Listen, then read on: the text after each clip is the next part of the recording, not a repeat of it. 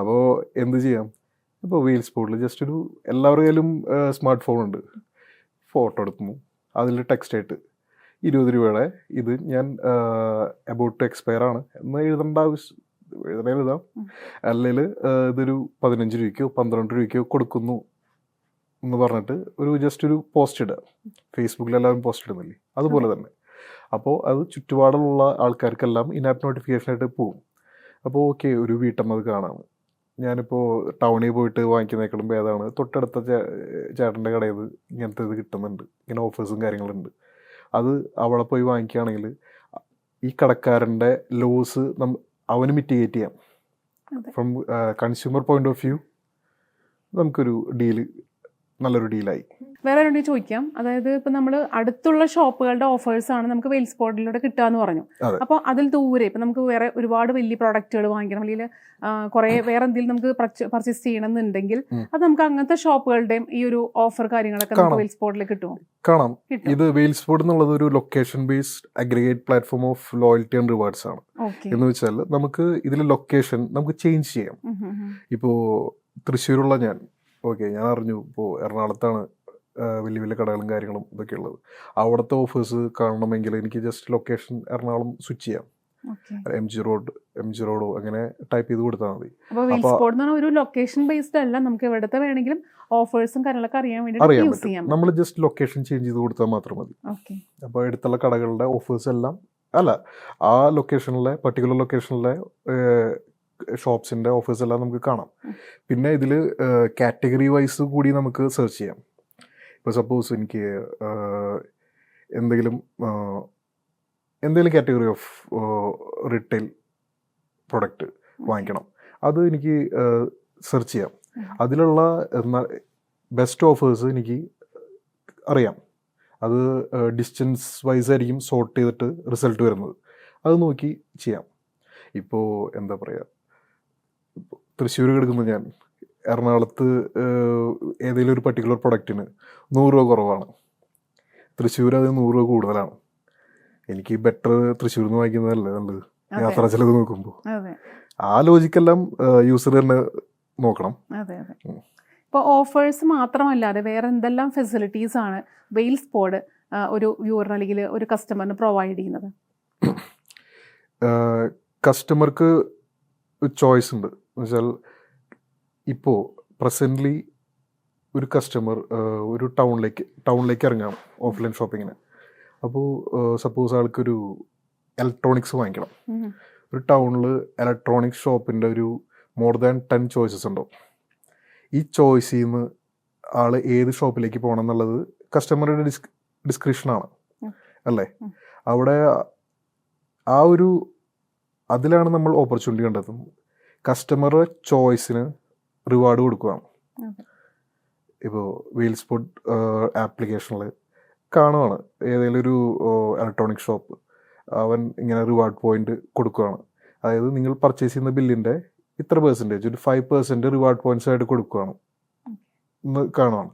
അപ്പോൾ ഓക്കെ, ഒരു മൊബൈൽ വാങ്ങിക്കാനോ പിന്നെ വേറെ എന്തെങ്കിലും കാര്യങ്ങൾ വാങ്ങിക്കാനോ പർച്ചേസ് ചെയ്തതിന് ശേഷം അവനിപ്പോൾ ഒരു 5% റിവാർഡ് പോയിന്റ്സ് ആയിട്ട് കിട്ടി.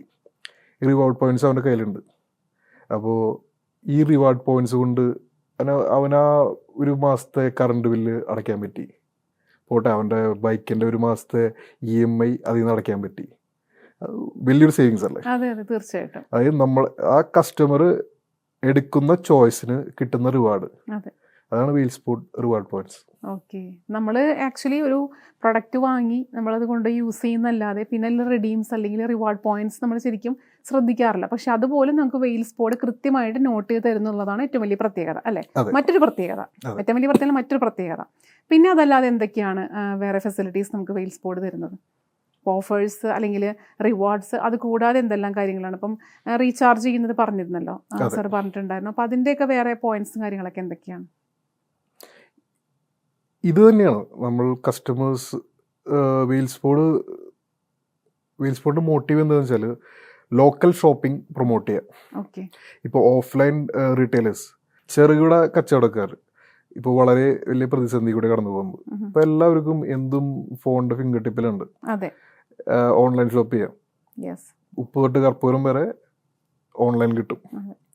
അപ്പോൾ ഈ ഓൺലൈൻ റീറ്റെയിലേഴ്സും ഉണ്ട്. അവരുടെയും 15-18% ആണ് ഈ ഓൺലൈൻ അഗ്രിഗേറ്റേഴ്സ് വാങ്ങിക്കുന്നത്. അപ്പോൾ അവരുടെ പ്രോഫിറ്റ് മാർജിനും അവിടെ കുറവാണ്. സ്റ്റിൽ എന്താ ഒരു കസ്റ്റമറുടെ സൈഡിൽ നിന്ന് അവരുടെ കൺവീനിയൻസ്, ഒരു വീട്ടിലിരുന്നിട്ട് ഓർഡർ ചെയ്യാം എത്തും എന്നുള്ളത് കൊണ്ട് മാത്രമാണ് ഇത് സസ്റ്റെയിൻ ചെയ്ത് പോകുന്നത്. തീർച്ചയായിട്ടും ഓൺലൈൻ ഷോപ്പിംഗ് ഇപ്പോൾ ഇത് ഡയറക്റ്റ്ലി ബാധിക്കുന്നത് ആരെയാ? ഓഫ്ലൈൻ റീറ്റെയിലേഴ്സിനെ. അതെ അതെ, ശരിയാണ്. നമ്മുടെ അടുത്ത വീട്ടിലെ കടയിലെ ചേട്ടൻ ഇത്ര 20,000-30,000 രൂപ കടമുറിക്ക് റെന്റ് കൊടുത്തിട്ട് കടയിൽ തുറന്നു വെച്ചിരിക്കുക, ഒരാളും വരുന്നില്ല. ശരിയാണ്. ഇതാണ് പ്രതിസന്ധി. അതെ. ഈ പ്രതിസന്ധി തരണം ചെയ്യാനാണ് ഇവരുടെ സംഘടന ഫെബ്രുവരി 13 ഷട്ടറും പൂട്ടി എല്ലാവരും പുത്തരിക്കണ്ടം മൈതാനത്ത് പോയിട്ട് വെയിലും കൊണ്ടിരുന്നത്. അത് ഈ ഹർത്താലും പ്രതിഷേധവും എല്ലാം നഷ്ടം കൂട്ടാന്നല്ലാതെ എന്തെങ്കിലും സൊല്യൂഷൻ തരുന്നുണ്ടോ? സൊല്യൂഷൻസ് ഒന്നുമില്ല. അപ്പോൾ ഇത് ഇവർ ചെയ്യേണ്ട ഒരു കാര്യമായിരുന്നു. ഇവര് ചെയ്യേണ്ട ഒരു കാര്യമായിരുന്നു. ഇവരൊരു പ്ലാറ്റ്ഫോം ഉണ്ടാക്കണമായിരുന്നു. എന്നുവെച്ചാൽ ഇവരുടെ സെയിൽസ് പ്രൊമോട്ട് ചെയ്യാനായിട്ട് ഇവരൊരു പ്ലാറ്റ്ഫോം ഉണ്ടാക്കണമായിരുന്നു. അല്ല, ഒരിക്കലും നമ്മുടെ ഒരു ഷോപ്പ് തുടങ്ങിയിട്ടുണ്ടെങ്കിൽ നമ്മളെ സപ്പോർട്ട് ചെയ്യാനായിട്ട്, സപ്പോർട്ട് ചെയ്യാൻ വേണ്ടിയിട്ട് ഒരിക്കലും ജനങ്ങൾ അല്ലെങ്കിൽ സമൂഹം നമുക്കതിനുവേണ്ടി ഒന്നും ചെയ്യില്ല. പക്ഷെ നമ്മൾ ചെയ്യേണ്ടത് എങ്ങനെയാണോ നമ്മുടെ ആ ഒരു സംരംഭം വളർത്തിക്കൊണ്ടുവരേണ്ടത്, അതെങ്ങനെ സമൂഹത്തിന് ബെനിഫിറ്റ് ആക്കി കൊടുക്കാം എന്നുള്ളതിൽ നമ്മൾ പ്ലാറ്റ്ഫോം ഉണ്ടാക്കിയെടുക്കുകയാണ് ചെയ്യേണ്ടത്. ഞാൻ ആ ഫസ്റ്റ് ഇൻട്രൊഡക്ഷനിൽ പറഞ്ഞ പോലെ സാറിനെ പോലുള്ള ആൾക്കാരാണ് പ്രതിസന്ധികൾ അല്ലെങ്കിൽ പ്രതിബന്ധങ്ങൾ വന്നിട്ടുണ്ടെങ്കിൽ പ്രതിവിധി കണ്ടെത്താൻ ശ്രമിക്കുന്നത്. ആ ഒരു പ്രതിവിധിയെല്ലാം നമ്മൾ വെയിൽസ് പോളിലേക്ക് എത്തി നിൽക്കുന്നത് അല്ലേ? തീർച്ചയായിട്ടും. അപ്പോൾ വെയിൽസ് പോളിൻ്റെ കാര്യങ്ങൾ കുറച്ചൊക്കെ നമ്മൾ സംസാരിച്ചു കഴിഞ്ഞാൽ നമുക്ക് അതിലേക്ക് വരാം. സാർ ഒരുപാട് രാജ്യങ്ങളിൽ സാർ സേവ് ചെയ്തിട്ടുണ്ടെന്ന് പറഞ്ഞു. ആസ് എ മറൈൻ എഞ്ചിനീയറിംഗ് ആ ഒരു ഘട്ടത്തിലേക്ക് പോയ സമയത്ത് അത് എത്ര വർഷമാണ് സാർ ആ ജോലിയിൽ ഉണ്ടായിരുന്നത്, അല്ലെങ്കിൽ ഏതൊക്കെ രാജ്യങ്ങളിലേക്ക് സാർ പോയിട്ടുണ്ട്? ആ രാജ്യങ്ങളിൽ പോയപ്പോൾ ഒരു അനുഭവം, എന്തെങ്കിലും ഈ ഒരു ഇൻസ്പിറേഷനിൽ എത്താനുള്ള അനുഭവം എന്തെങ്കിലും സാറിനുണ്ടായിട്ടുണ്ടോ? അനുഭവമല്ല, എൻ്റെ ഒബ്സർവേഷൻസ് കുറച്ചുണ്ട്. ഞാനൊരു ആസ് പാർട്ട് ഓഫ് സർട്ടിഫിക്കേഷന് വേണ്ടിയിട്ട് UK ഒരു 1 year ഉണ്ടായിരുന്നു. അവിടെ ഈ റീറ്റെയിൽ മേഖല, ഈ ചെറുകിട കടക്കാരെല്ലാം അപ്രത്യക്ഷമായി. അവിടെ ഈവൻ ചെറിയ നമ്മുടെ നാട്ടുപ്രദേശം പോലത്തെ സ്ഥലത്ത് വരെ വലിയ വലിയ റീറ്റെയിൽ ചെയിൻസിൻ്റെ ഹൈപ്പർ മാർക്കറ്റ്സ് ആണ്, എല്ലാം അവിടെ കിട്ടും.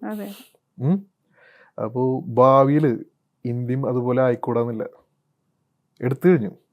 ഈവൻ US പോയാൽ തന്നെ അവർ ഇപ്പം നമ്മുടെ ടൗണിൽ കാണുന്ന വലിയ റീറ്റെയിൽ മാൾസൊക്കെ ഇല്ലേ, അതുപോലെയുള്ള മാൾസാണ് അവിടെ ചെറിയ ചെറിയ സ്ഥലങ്ങളിലെല്ലാം, ഗ്രാമങ്ങളിൽ പോലും അതാണുള്ളത്. ഇത്രയും വലിയ ജയൻസ് എല്ലാം വന്നു കഴിഞ്ഞാൽ ഇപ്പോൾ നമ്മുടെ നാട്ടിലുള്ള പോലത്തെ ചെറുകിട കച്ചവടക്കാർ ഭാവിയിൽ അങ്ങനെ വന്നു കഴിഞ്ഞാൽ അവരൊക്കെ എന്ത് ചെയ്യും? അതൊരു ക്വസ്റ്റ്യൻ ആണ്. അതൊരു ക്വസ്റ്റ്യൻ അല്ല.